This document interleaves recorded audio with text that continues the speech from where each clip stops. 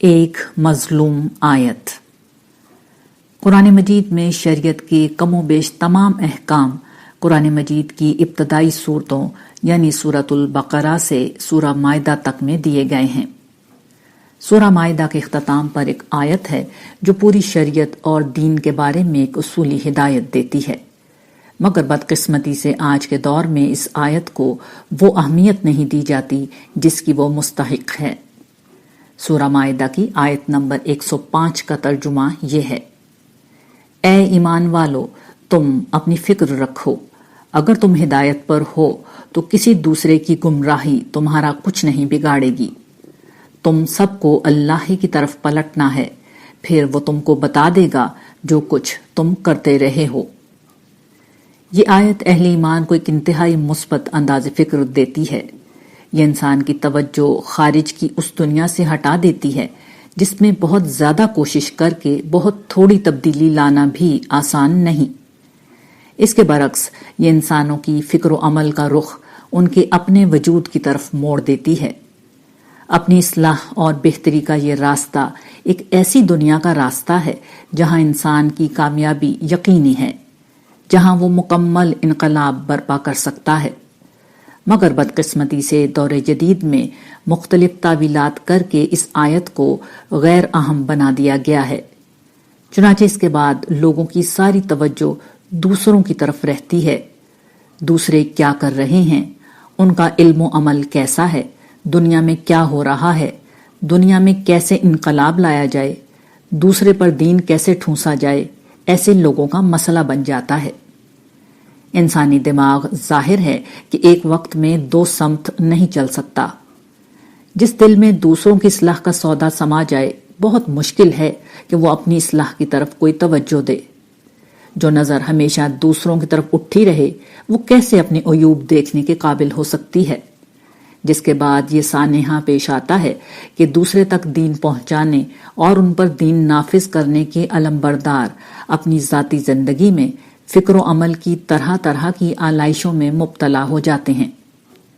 اس کی وجہ یہ نہیں ہوتی کہ ایسے لوگ اپنی اصلاح کو کوئی کام نہیں سمجھتے۔ مسئلہ یہ ہے کہ انسانی اصلاح کوئی ایک دن کا کام نہیں، یہ ساری زندگی کا کام ہے۔ پھر اصلاح نفس کے اتنے گوشے ہیں کہ یہ ہمہ وقت انسان کی توجہ چاہتے ہیں۔ انسان کا عمل، اس کا رد عمل، اس کی شخصیت، اس کی نفسیات، اس کی عادات، غرض ہر چیز ہر وقت احتساب کا مطالبہ کرتی ہے، مگر دوسروں کو دیکھتے رہنے والوں کو یہ علم ہی نہیں ہو پاتا کہ کون سی خرابی کس راہ سے ان کے اندر داخل ہو گئی ہے۔ چنانچہ وہ ساری دنیا میں چراغ جلاتے ہیں مگر ان کے اپنے اندر اندھیرے جگہ بنا لیتے ہیں۔ وہ ساری دنیا کو واز کرتے ہیں مگر ان کے دل کی سماعتوں کے دروازے بند ہو جاتے ہیں۔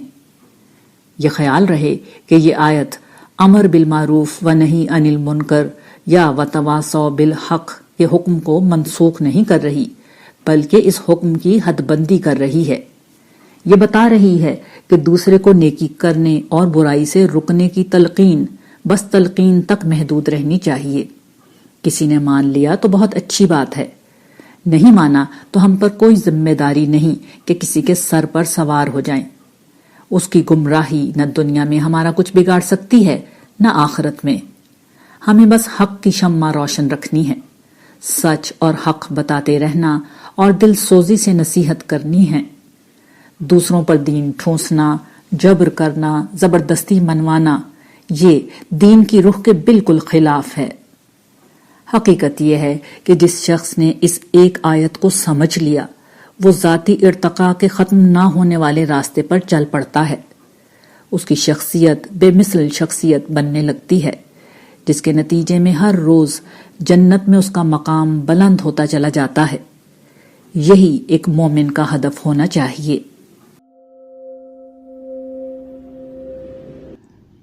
اللہ کیسے پاک ہے۔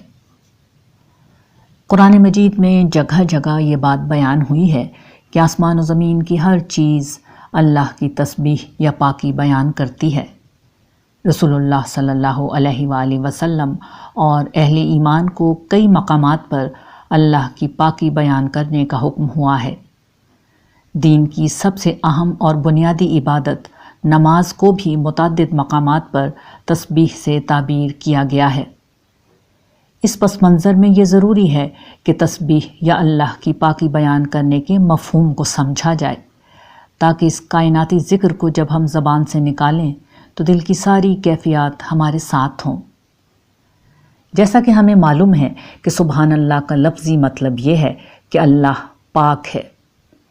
یہ گویا عالم کے پروردگار کو ہر اس وصف اور عیب سے بری قرار دینے کا نام ہے جس کی نسبت اس کی طرف درست نہیں۔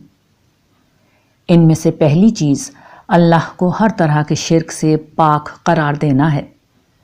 اس مفہوم میں اللہ کی تسبیح کا مطلب یہ ہے کہ خدا اس کائنات کا بلا شرکت غیر خالق و مالک ہے۔ اسے کائنات کی تخلیق میں کسی کی مدد کی ضرورت نہیں پڑی۔ اس کا کوئی ساجی، شریک، باپ، بیٹا، بیوی، ہمسر اور ہم جنس نہیں۔ کوئی نہیں جو اس کی ذات، صفات، اختیار، اقتدار اور حقیقات میں اس کا شریک ہو۔ اپنے وجود، اپنی ہستی، اپنی بقا، اپنی شان اور بادشاہی میں وہ کسی کی مدد اور تعاون کا محتاج نہیں۔ سب اس سے ہیں، وہ کسی سے نہیں۔ ہر چیز اس کی ملکیت ہے اور ہر ذرے پر اسی کی حکومت ہے۔ تسبیح کا دوسرا مفہوم یہیں سے پیدا ہوتا ہے کہ جب خدا ہی خالق و مالک ہے تو پھر اسی کی عبادت اور بندگی ہونی چاہیے۔ نماز کو اسی مفہوم میں تسبیح کہا گیا ہے کہ یہ اپنے جذبہ عبودیت کو ہر غیر سے ہٹا کر اللہ کے لیے خالص کر دینے کا نام ہے۔ تسبیح کا تیسرا مفہوم تنزیہی ہے، یعنی اللہ کی ہستی کو ہر طرح کے نقص، کمزوری، عجز، عیب، تعین، تشبیہ اور تمثیل سے بلند قرار دیا جائے۔ اس کا مطلب یہ ہے کہ انسان چیزوں کو اپنے مشاہدے اور تجربے سے سمجھتا ہے۔ ایک پھل کو دیکھ کر دوسرے کو اور ایک مویشی کو دیکھ کر دوسرے کو اس پر قیاس کر لیتا ہے۔ انسان مادی وجود ہے اور ہر چیز کو مادی جسم کی شکل ہی میں سمجھتا ہے۔ انسان ہر شے میں کمزوری کا پہلو تلاش کر لیتا ہے اور بغیر کمزوری اور عیب کے کسی ہستی کے وجود کا تصور نہیں کر سکتا۔ ایسے میں سبحان اللہ کہنے کا مطلب ہے کہ اے اللہ، تو میرے احاطہ ادراک سے باہر، تصور سے بلند اور ہر ممکنہ عیب سے پاک ہے۔ تو اپنی ذات میں ایک ہی ہے اور تجھ سا کوئی نہیں۔ تیرے احاطہ قدرت میں ہر شے ہے اور تو جو چاہے بلا کسی سبب اور وسیلے کے کر سکتا ہے۔ تسبیح کا اگلا مفہوم یہ ہے کہ زندگی میں جو کچھ حوادث پیش آ رہے ہیں ان میں جو ناانصافی یا ظلم وغیرہ کا عنصر نظر آ رہا ہوتا ہے وہ بظاہر اللہ کے اذن سے ہی ہوتا ہے، مگر اس میں اس کی کوئی حکمت اور مصلحت ہے۔ وہ کبھی کسی پر ذرہ برابر ظلم نہیں کرتا اور نہ اس کی ذات سے کبھی کسی شر کا ظہور ہوتا ہے۔ وہ تو سراپا خیر اور سراپا احسان ہے۔ اس مفہوم میں تسبیح کا مطلب یہ ہے کہ بدترین حالات میں بھی ہمیں اپنے مالک سے کوئی شکایت اور شکوہ نہیں۔ تسبیح کا اگلا مفہوم خدا کی کاملیت کا اقرار ہے۔ جب وہی کامل ہے تو اس کا مطلب یہ ہے کہ میں ناقص ہوں، مجھ سے خطا کا ظہور ہو سکتا ہے بلکہ ہوتا ہے۔ اس لیے سبحان اللہ کا مطلب اب یہ ہوا کہ مجھ سے اپنے عجز اور کمزوری کی بنا پر غلطی ہو گئی، مگر میں بندہ ناقص ہوں، آپ جیسا بے عیب نہیں ہوں، اس لیے معافی کا مستحق ہوں، مجھے معاف کر دیجئے۔ یہی وہ مفہوم ہے جس میں حضرت یونس نے آیت کریمہ میں اللہ تعالیٰ کو لا الہ الا انت سبحانک کہہ کر پکارا تھا۔ جو انسان اس پورے شعور کے ساتھ سبحان اللہ کا ذکر کرے گا، آسمان سے لے کر زمین تک کی ہر مخلوق رشک کی نگاہ سے اس بندے یا بندی کو دیکھے گی اور بروز قیامت اس کا اجر میزان کی ہر چیز پر بھاری ہو جائے گا۔ جدید روحانیت اور اجنبی اسلام۔ روحانیت کی تاریخ اتنی ہی قدیم ہے جتنی مذہب کی تاریخ ہے۔ روحانیت کی کوئی حتمی اور متعین تعریف کرنا تو بہت مشکل ہے، مگر عام طور پر اس سے مراد مقدس ہستیوں یا تصورات سے وابستگی، عقل اور حواس سے ماورا روحانی تجربات اور مشاہدات، مراقبہ، ترک دنیا، زہد و ریاضت اور ضبط نفس پر مبنی زندگی رہی ہے۔ زمانہ قدیم میں روحانیت مذہب اور تصوف کے ملاپ سے وجود میں آتی تھی۔ یہودیت، مسیحیت اور اسلام جیسے آسمانی مذاہب کے علاوہ ہندو مت، بدھ مت اور جین مت جیسے مذاہب میں اس ملاپ سے پیدا ہونے والی روحانیت کی اساسات بہت مضبوط رہی ہیں۔ ان مذاہب کے روحانی لوگوں کی مشترکہ اقدار وہی ہوتی تھیں جو اوپر بیان ہوئی ہیں، البتہ اپنے اپنے مذاہب کے زیر اثر مقدس شخصیات، زہد و عبادت کے طریقے اور روحانی تجربات کی نوعیت میں کچھ تبدیلی ہوتی رہتی تھی، مگر ہر ایک کا مقصود مذہب کے قانونی پہلوؤں اور ظاہری مراسم سے بلند ہو کر اپنی ذات میں ڈوب کر دل کا سکون تلاش کرنا ہوتا تھا۔ تاہم دور جدید میں جب مذہب اور عقیدے کو انسان کی زندگی میں مرکزی مقام حاصل نہیں رہا ہے، روحانیت کی ایک نئی قسم عام ہو چکی ہے جسے غیر مذہبی روحانیت کہا جاتا ہے۔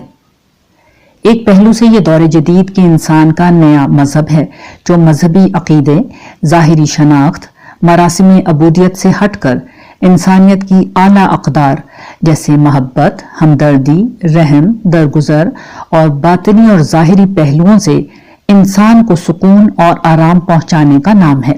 یہ رنگ و نسل سے بلند ہو کر کائناتی اور آفاقی انسانوں کی تشکیل پر مبنی مذہب ہے۔ مذہب سے بالاتر اس روحانیت کی مقبولیت میں ہر گزرتے دن کے ساتھ اضافہ ہو رہا ہے۔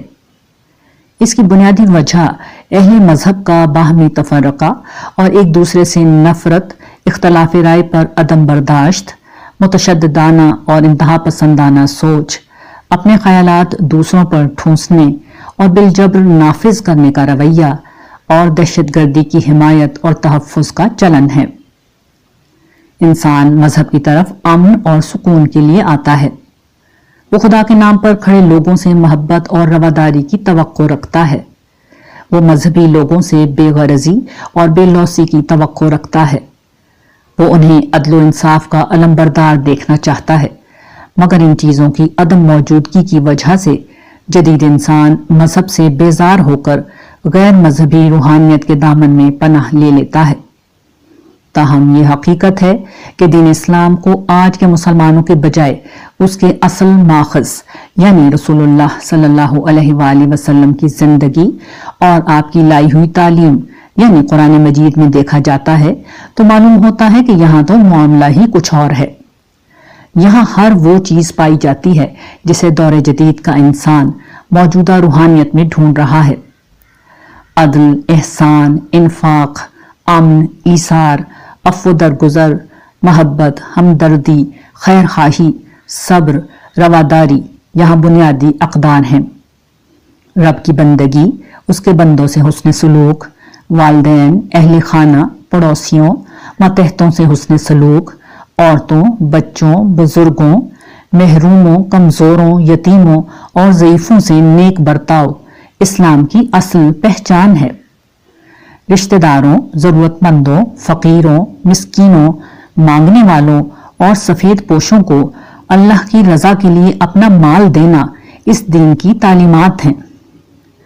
وہ کام جنہیں ہر انسان بیہودہ کہے، ہر شخص منکر سمجھے، ہر نفس حق تلفی مانے، ہر ذی شعور فحش کہے، ہر بندہ زیادتی کہے، یہاں ممنوع ہے۔ یہی اسلام ہے، یہی اصل روحانیت ہے۔ اسی کی آج کے انسان کو سب سے بڑھ کر ضرورت ہے، مگر یہ اسلام تو مسلمانوں کے لیے بھی اجنبی ہے۔ دوسروں کو وہ یہ اسلام کیا دیں گے؟ سابقین اور بعد والے۔ اے ہمارے رب، ہماری بخشش فرما اور ہمارے ان بھائیوں کی بھی جو ہم سے ایمان میں سبقت لے گئے، اور ہمارے دلوں میں ان اہل ایمان کے لیے کوئی کدورت نہ پیدا کیجیے گا۔ اے ہمارے رب، تو بہت رؤوف الرحیم ہے۔ سورۃ الحشر آیت 10۔ قرآن مجید کی یہ دعا اس تعلق کا بڑا خوبصورت بیان ہے جو اللہ تعالیٰ کو اہل ایمان کے درمیان مطلوب ہے۔